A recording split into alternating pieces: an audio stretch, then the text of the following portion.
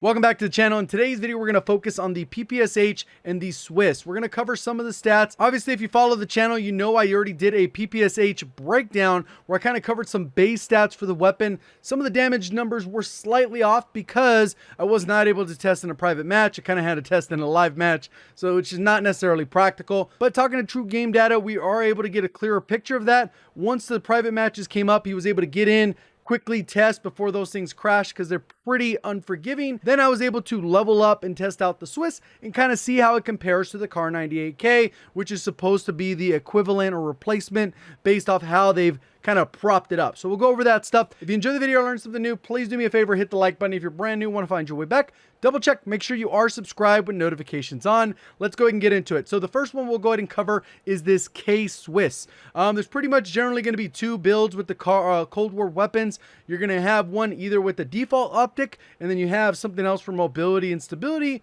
or you have a 4X optic because you want a little bit faster aim down sight, but a little bit less optical zoom, or maybe a little bit more idle sway. There's different factors that go into it. So we'll go ahead and take a look at the basic how it works, and we'll kind of talk a little bit about whether or not it's worth replacing the Kar 98 with the brand new Swiss. So I was able to test various things. Plunder was a little bit crazy because obviously people are trying to level up their weapons. So what you can see here, they fortunately left prison in my normal shooting spot of 497 meters, and we were able to test those various distances. So I put this little timer at the top, and then we pretty much just carry over. You can see that the ammo goes from 7 to 6 in that frame.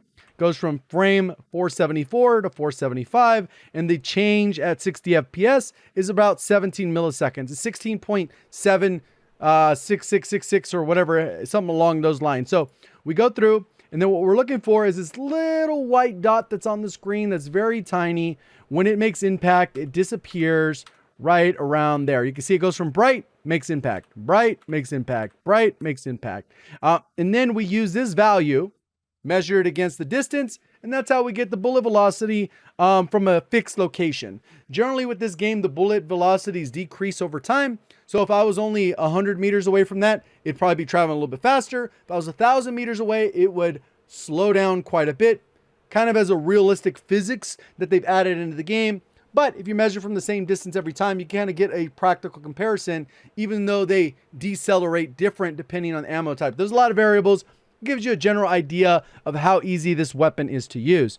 Then we also take a look at the fire rate. We go over here, do the same thing. We line it up, we click play, and we fire the weapon. And you can see it here, pretty much we just fire it. And as soon as it's done, we go ahead and take a look at the time. We get it exactly to the frame, so we do that part as well. We also take a look at the aim down sight speed with the 4X and with the default. And pretty much we do that here. Goes from mount. When a mount appears, the clock starts. And then when the steady aim appears, that's when the clock stops. And then you hold that consistently along all the sniper rifles. So now I've had a chance to do that with and without the optimum attachments. Obviously, you got to be able to do this in Plunder. And the optimal attachments are typically that combat barrel, combat recon barrel, and the agency suppressor, agency moderator, or the GRU suppressor. So we'll kind of take a look at the data, the results from all of that. So I obviously tested the ZRG recently, so I wanted to do some quick testing. Overall, the bullet velocity on the Swiss base one is 505, which is terribly slow compared to the base, for example, of the ZRG, which is closer to 700. When you start stacking it with the combat and the GRU, you end up with a bullet velocity of around 900, which is not particularly good, considering that all of the meta sniper rifles are around 1,000 up to around 1,200, give or take a little bit. That's just kind of the general area you want to be, so that most of your shots around 150 to 180 meters are going to feel like hit scan. 200 meters, maybe you have to adjust slightly. A little bit further than that, you kind of adjust, but that's kind of generally how it ends up going. So overall bullet velocity, not that great, and you're still better off. You get an extra 100 bullets, 100 meters per second when it comes to velocity for the Kar 98, and the SPR significantly better than that, or the ZRG, 200 meters per second faster than that. So significant when we're talking about sniping within Warzone. So now we move over to the rate of fire. Got too many digits here, but you can see the rate of fire is 41. It took about at almost 9 seconds to fire off those 7 rounds. You do the math, it ends up having a slightly slower fire rate than the Kar 98 within a couple rounds per minute. So not a huge difference. So pretty even there. So they've taken the L on bullet velocity. Rate of fire is pretty even, so no benefit there. And then now we have the ADS scope. So the ADS, if you use a regular scope that it comes with, you don't put on an optic, you decide to put on like the bruiser grip or something, as we'll talk about, you end up with the 500 aim down sight. With the 4X, you can actually take 50 milliseconds off, and then that'll bring it down to 450 milliseconds, and you'll still be able to hold your breath the same way a lot of the other ones, and that they've recently fixed with the ZRG. How does that compare? It's not as fast as the Kar 98, so pretty much just use the Kar 98, I would imagine, unless you just want something different. Literally does not have any benefit. Fire rate's worse, bullet velocity's worse, aim down sight's worse. Really not much of a reason to use this. I don't know why they add guns to the game like this, but this happens on occasion where it's like not even semi-competitive and maybe they nerf it. We will talk about the class setup, but let's go ahead and get into the PPSH. So there's actually a couple different corrections with the PPSH. Where I thought the actual second damage range was, that's actually the first. And for whatever reason, it has a terrible damage multiplier where the headshots do not deal the damage like other weapons. If we were to see the same damage profile for some of the other ones, you would end up with like a 50 damage where it would take 5 shots to kill, and you get an incredibly fast time to kill. What this terrible headshot damage tells you is that even if you landed 100% headshots, you would still end up with a 462 TTK, which is not all that competitive. And I think initially I wasn't thrown off too much by it because I did most of my testing and damage and use the weapon actually on rebirth, where a lot of people maybe have a plate short, which tends to throw things off.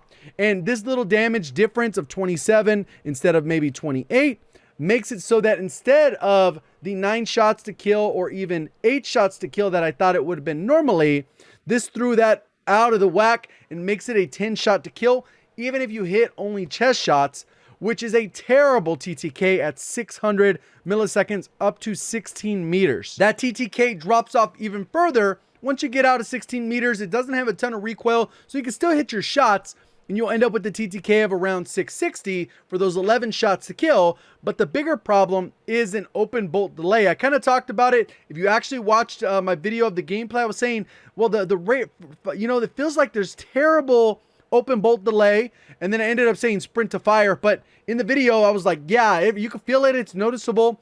And if you add on about 50 milliseconds time to this, there is almost no reason to use this, especially once you take it out of rebirth and everyone has full plates.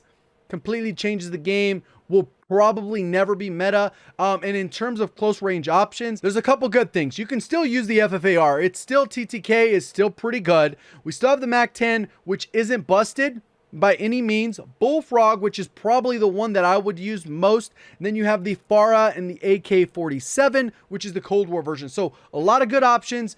Is it worth leveling? Sure, if you want to mix it up on rebirth, it'll be good. But when it comes to regular Warzone, when people are fully plated, it just doesn't compete with TTK. You might as well use about 3 or 4 other SMGs ahead of it.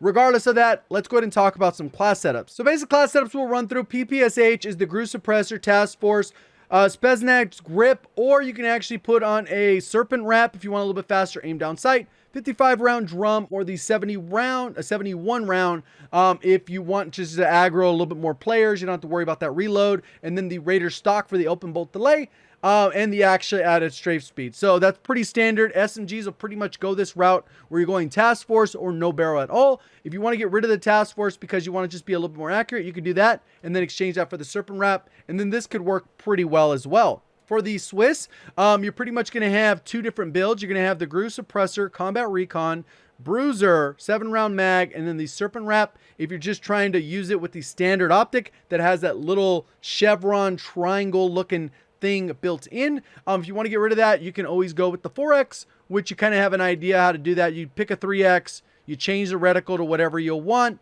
and then you swap the optic to actually have the 4X, and you'll get 50 millisecond faster aim down sight. And you'll end up with that 6x zoom, despite it actually saying it's a 4X. You actually get the full optical zoom without a glint. So Hopefully you guys did enjoy the video, learned something new. It's unfortunate these weapons aren't nearly as good as they felt at the first day, but that's sometimes how it goes once you're able to actually jump in, test things out. Hopefully they fix this private match situation where you're able to get in with a little bit easier. Luckily, we don't need a huge differences in damage profiles since they kind of updated those pretty accurately. So we'll kind of have to wait and see. I'm pretty sure close range meta is going to be a little bit up for grabs, but the long range meta will likely just be the AMAX. So hopefully you guys enjoyed the video, learned something new. If you did, please do me a favor, hit the like button. If you're brand new and want to find your way back, double check, make sure you subscribe with notifications on. Appreciate you supporting the channel. Thank you for watching. As always, have a great day.